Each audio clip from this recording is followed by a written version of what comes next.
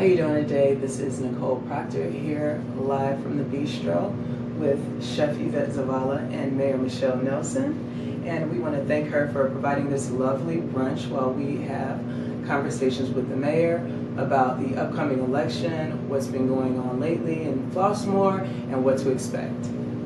Hi, thanks so much for having me, and Yes. Always a pleasure to be here and get Yvette's delicious cooking. Yes. So, thank you. Thank you. What's your, can I just get both of your quick history with this location? I know you both have different relationships with this building, but I think both very meaningful, right? Sure. So actually, this was one of the first places I came to when I was before I even lived in the village. When I was thinking about moving to the village, I came into this spot and always has a history of great food, great ambiance, and so that Chef Yvette has taken over that and provided that, and then some is just great. It's really great. 23 years later for me. Wow. How about you, Yvette? My history with 1040 Sterling Avenue goes back to fresh starts when I started my culinary career right back here in the kitchen in 2015. 2015. Nice. And let me see what year. I won't even say. I joined this community around 2018, the HF community. So yeah, we've all got our different love and ties for the community. I'm gonna have some individual conversations with these phenomenal ladies, like right in time for Women's History Month next month, right in March. So looking forward to getting to know each one of them better, and I want to thank you in advance for tuning in.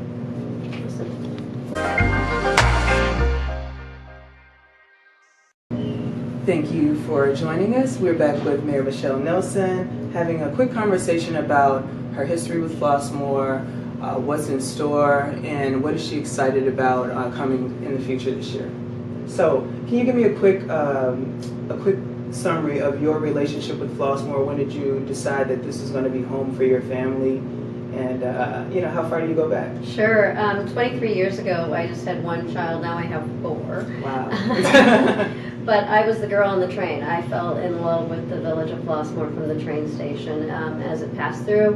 On my way down south to visit some family, I thought, what is that adorable town? I lived in Oak Park at the time, and we were looking for a place for our family to grow and expand, and we weren't seeing a lot of affordable options. And when the train passed through Flossmoor, I was just smitten by the downtown area, all the homes within walking distance.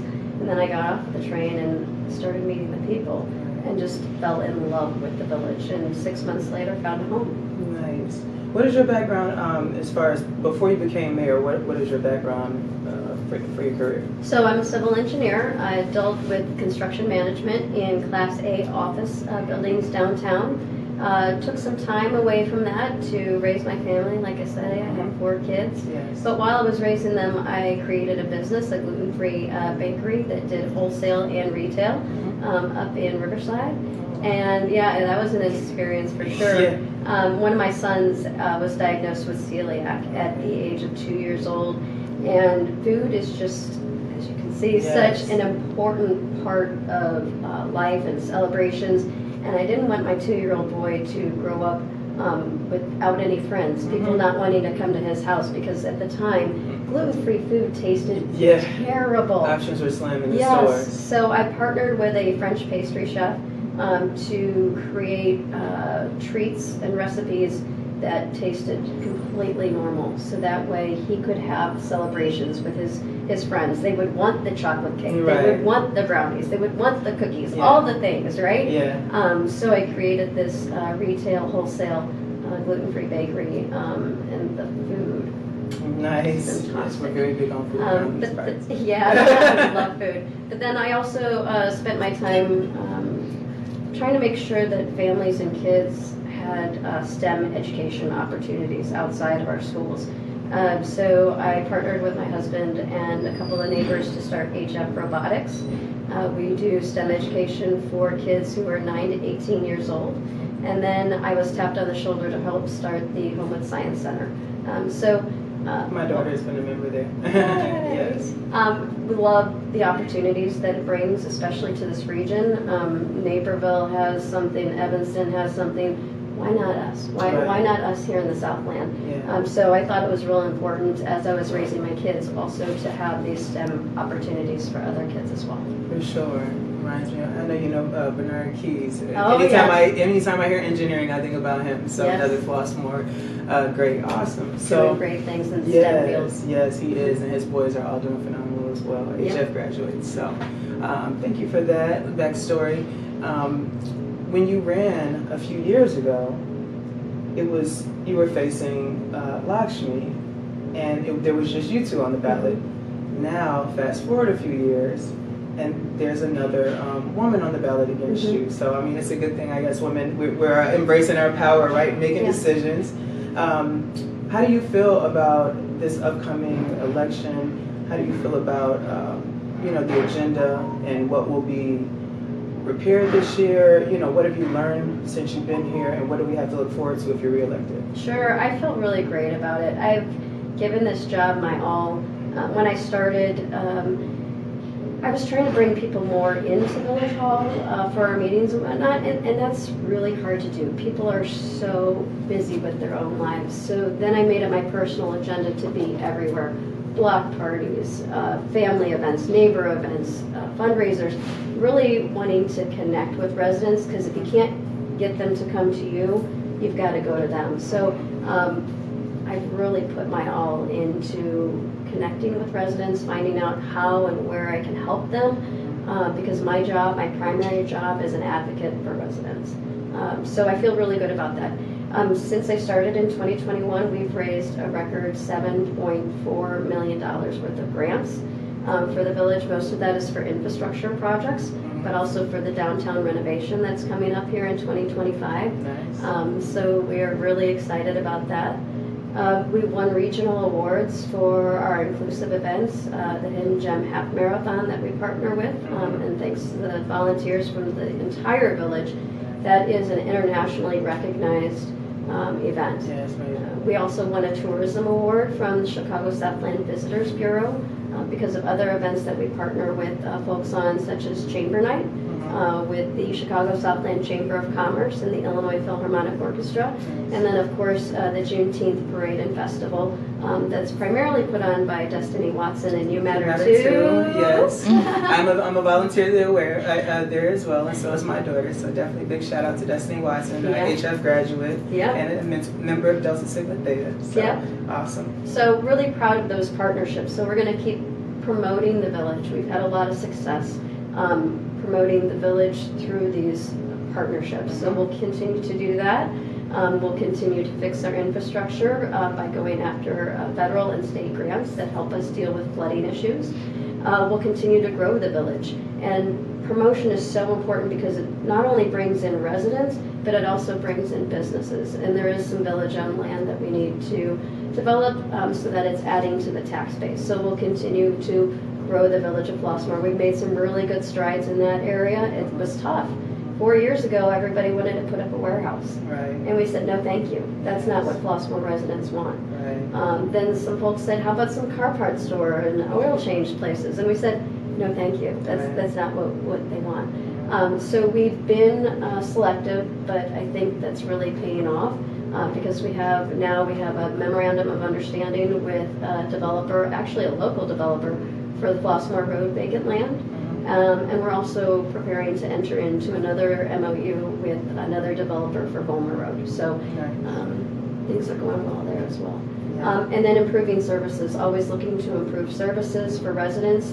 We secured water rates that are capped out at a 3% max through our new water contract with the Village of Hammond, Indiana.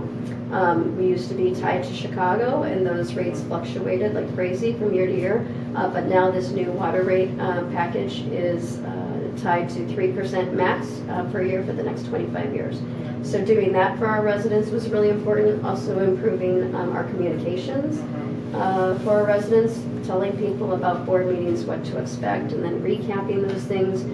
That's been really important. And then also neighborhood beautification. So we have a full-time property maintenance inspector who's there to let folks know if things are slipping and they're not keeping up the home the way it should be kept up. So we have a full-time person that we combined some positions into creating. Because people take good care of their homes. They take a lot of pride in their homes. Their homes are, in some cases, their biggest investment. So we're wanting to make sure that we really promote the neighborhoods and that cleanliness that people appreciate about living here. Yeah, for sure. I agree. Thank you for all of that. Things are changing. So Flossmoor Fest was typically a very big event. You've had to tweak that due to some unfortunate things. Can you speak to that? Yeah, sure. So, the Silver Room had increasing security costs. They had to cancel their event. Silver Room Block Party in Hyde Park. They faced, and so many other events have faced the same thing that we faced, skyrocketing security fees. The Flossmoor Fest went from $50,000 to $60,000 to $70,000 to an $80,000 a year effort. There were fences all around the festival, armed guards, drones, armored vehicles, and it still wasn't doing what we needed it to do in terms of providing the best atmosphere for families. And I also don't think that it felt quite right either. So what you did, what so many other people did, was we pivoted. We created something new, Oktoberfest, that speaks more to the values of the village, getting into education, environmentalism, but also having a really good time. And to me, it was such a treat to see multi-generational, from the young toddlers to especially the teenagers, because there's never enough things for our teenagers to do, to middle-aged, to older folks, all out there jamming to the bands, enjoying bonfires, enjoying the food trucks and whatnot. Chef Yvette was there also. And we raised money to basically cut our cost for that festival in half. It was less than $40,000 to host that festival. And everybody had a fantastic time. It really felt like us. Got a lot of good feedback on that one. So the name has changed, the date has changed, but the feeling is still there. The feeling of love for the community and love for our neighbors, that's all still there. So I'm really proud of what we were able to accomplish with that. Yeah, I'm sure that the community is grateful to still have some type of yearly event to celebrate. What can they look forward to this summer? Well, the summer's going to be a little tough because of the construction that's happening in our downtown area. So we're going to be working hard to still bring people into the downtown area, but it'll be a little more creatively, and it won't be the same big events. We'll have a bigger fall event because construction will be done by then. We're also trying to get construction done in time for the Hidden Gem Half Marathon, so that way we can still have an event after the Hidden Gem Half Marathon. Last year we debuted Cakes and Eggs. First year for any event is a little tricky, but we know what worked well, we know what needs improvement, and so we would look to make that bigger and better this year. But runners and visitors all had a really great time at that event last year. So we'll look to expand on that and some other things. Chamber Night, we're trying to make a comeback with Chamber Night as well, which is a partnership with the Chicago Southland Chamber of Commerce. So we've got a few things up our sleeves. It won't look the same as a normal year, but definitely bringing people together is so important. Yeah, for sure. So speaking of DEI, and this is February, Black History Month, in addition to Chef Yvette, who took over, even though the building is old, the name Sterling on Bistro is older, she is a new business owner that took over last year. So in addition to her, let's shout out a few other businesses that you've opened up in the past few years. I've seen you at a lot of ribbon cuttings. A lot of ribbon cuttings. We just opened one today. An ultrasound place in the Shops on Sterling. Thrilled to welcome her into the fold. Also a spatial services company just opened up. I gotta give my girl Rita down the street a shout out over at Therapy. Oh, nice. Rita, not only did she open a couple years ago, but then she also doubled her space, and she added pedicure, manicure services. So, hey, So that's Rita. a couple doors down from here. Also next door is the conservatory. He's not new, but it is a black-owned business. Yeah. And then Rita, who she's referring to, is right 2 doors down. So get your nails, your pedicure, and then come have a drink and some food at the Bistro. Amen. Yeah, and then you got a lot of action over on Vollmer. A lot of action on Vollmer. Actually, Embassy Cigar Lounge opened up over on Vollmer and Dixie Highway. Shout out to those guys, Lewis. Congrats. Yes. So downtown in our central business district, and this is something that I use as a selling point as I'm maneuvering throughout the state, looking for grants and other opportunities. Over 90% of our businesses here in the downtown area are women or minority owned. So we need to do everything we can possibly do to bring grant money, to make this a vibrant place for people to come for their purchases or their services or whatever, for the night on the town. Right. So we need to do whatever we can to really support these women and minorities who have put their roots down in Flossmoor. And so that's a number that I take with me and I promote the heck out of. It's a source of pride too. Yeah, awesome. Yeah, so in addition, I just off the top of my head, I know Poppin' Corks has been making a lot of noise, and then you've also got Creed, right? But one thing I can say about my friend Yvette here is that she takes a lot of pride in healthy food. So if you ever want fresh food, what I love about her, she doesn't fry anything. Even your French fries are not fried. So, there's different strokes to different folks, they say. So if your stroke is a healthy one, this is definitely a great place. Everything is made from a fresh kitchen. And so thank you for helping provide so much diversity in businesses and business owners. It's really dope. Can I talk about my favorite dish? It's not as healthy. It's probably mine too, because I'm a carb You're a lot more lover. healthy than I am. Is it the pasta? No, the pasta. Yep, oh it's the pasta. Gosh, it is. Before it's she even incredible. took over, I've been eating that for years here. So when I found out she was a chef here, I've been. We should have done 1, 2. Yeah, I know, because I was like, is it the pasta? Okay, yes. So you got to know if you come here, and if you don't want to be, it's still going to be healthy because the sauce and everything is made from scratch. But if you want to, put a little something extra onto your bones, then definitely do the pasta. And yes. And the salmon, the baked salmon. So we got a lot of stamps of So approval good. here. What is it that you want to leave us with before you go? How can we support these business owners besides obviously coming out and then being in touch with you to find out, a lot of people wait until election time to be up in arms, right, about all the things that have developed over years. How can people be more intentional about knowing what's going on, how to, get in contact with your administration, when are meetings held, what's the best way to give feedback, constructive criticism, the police department, there's so much controversy, right? But what can we do moving forward to work together as a community? Sure. So if people are welcome to our village board meetings, they're the first and third Mondays of every month at 7 p.m. That's a great place to come and make an introduction. I make it a point of getting there early, about 20 minutes to a half hour early, and whoever's there, I love to meet new folks. I would love to meet you. Please stop by. And then also, I love meeting people for coffee. Well, I don't really drink coffee. But I love meeting people to learn more about them, why they picked Flossmoor, what are their concerns, how can we help, how can I help? So those are really important to me, and those are also ways to connect. My email address is mnelson@flossmoor.org. They also have a website, it's michelleforflossmoor.com, that dives down into more of what a great progress we're making here, not just in the village, but for the Southland too. Yeah. A lot of folks look up to us for the community that we've created, for the vibe, for the people, and they visit. Yes. And I love it. When I'm sitting here at the bar, where are you from? I'm from, University Park, and I thank you for coming and spending money here in the village. What drew you in? Well, we love the food, we love the people, we love the this, the that.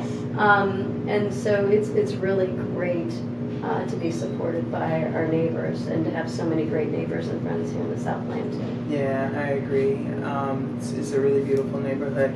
I met you actually in the parking lot when you were out. We both run our mouths all the time. So she was out in the parking lot before when you were running, and ever since I've been running into you. And I will say that you've always got the same energy. So I do appreciate that. Always having the same warmth every time. And our daughters go to school together, Yeah. so that's cool. We're finishing. I think I'm done. I think we're done. We're Can wrapping I up say one together. more thing? Yeah.